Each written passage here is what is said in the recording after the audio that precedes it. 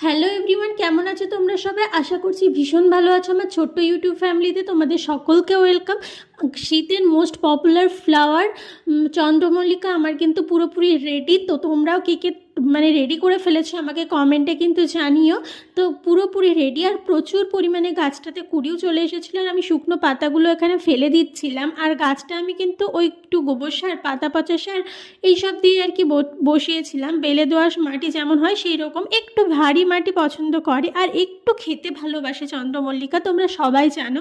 আর প্রচুর পরিমাণে কুড়ি এসেছিল, তোমরা সেটা দেখেই বুঝতে পারছো। আমি শুধুমাত্র পেঁয়াজের খোসা ভেজানোর জল আর মাঝে মধ্যে ডিএপি দিয়ে আর কি গাছটাকে পুরোপুরি রেডি করেছিলাম।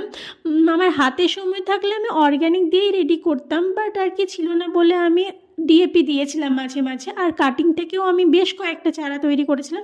আমি তোমাদের একটা চারা দেখাচ্ছি, দেখো কি সুন্দর গ্রোথ হয়েছে। তো আজকের মতো